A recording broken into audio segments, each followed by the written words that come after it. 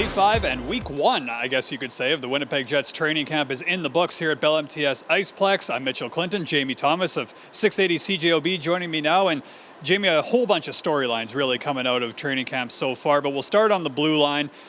And really the pairings have been relatively consistent, but they changed in the last couple of days. What are you seeing there? Well, I think coming into camp, we fully expected Dylan DeMello to slot alongside Josh Morrissey, but a little curveball was thrown to us on Thursday afternoon when Tucker Poolman came from Group B into Group A, slotting alongside Josh Morrissey. Now, no one should be surprised because those two have played together before.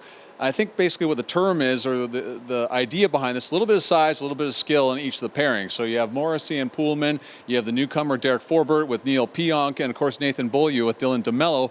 And Paul Maurice touched on this yesterday, is the fact that he doesn't want guys playing 25 to 27 minutes a night because of the way the schedule is. 56 games and 112 days, kind of the way things turns out. So you don't want to wear people out in your top four. I like the pairings. Some people may not like them with Dylan DeMello down on that third pairing, but I like how Paul Maurice wants to spread out those top six defensemen, not overload minutes on the top four. I think it's a good scenario heading into the season. Especially because when you get to day 1 of the season, or even day 2, day 3, everything can change. Pairings move all over the place, just like they do on forward lines. But so far in training camp, Nikolai Ehlers is getting that look with Mark Scheifele and Blake Wheeler. Ehlers had 25 goals last year, third time in his career he's hit that mark. What do you think of him in that spot? Well, again, familiarity, right? So Nikolai Ehlers was sledding along about 2 years ago. Then he ran into Sidney Crosby just after New Year's, and that changed things a whole way. Again, that familiarity is there, but here's another key part. Paul Maurice believes that Nikolai Ehlers' responsibility in his own end has elevated. So that puts that expectation is there, so allows him to play in the top line.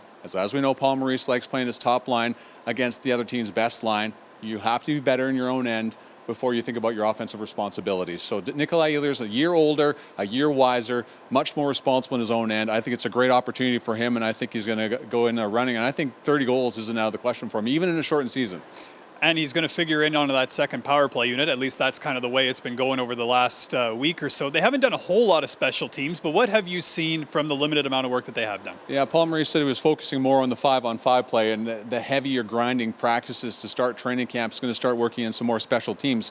What we have seen so far, Mitch, and you've seen the same thing alongside me, this is familiar faces on the first power play unit. Mark Scheifele, Blake Wheeler, Patrick Laine, Kyle Connor, and Neil Pionk on the point. But what we saw a little bit earlier in that first day on Wednesday before the scrimmage was putting Josh Morrissey there and flip-flopping Blake Wheeler and Patrick Laine on the wing. So Laine on his right side and Wheeler on the left side. So I think what is going on here is playing so many teams in so many days in continuity is you want to mix things up. You don't want the same look all the time. So we don't know what they're really going to do in that second unit. We see Paul Stastny, Nikolai Ehlers, Josh Morrissey will likely be there all the time, but we don't know who else is going to join, like Matthew Perreault. Is it going to be Jansen Harkins?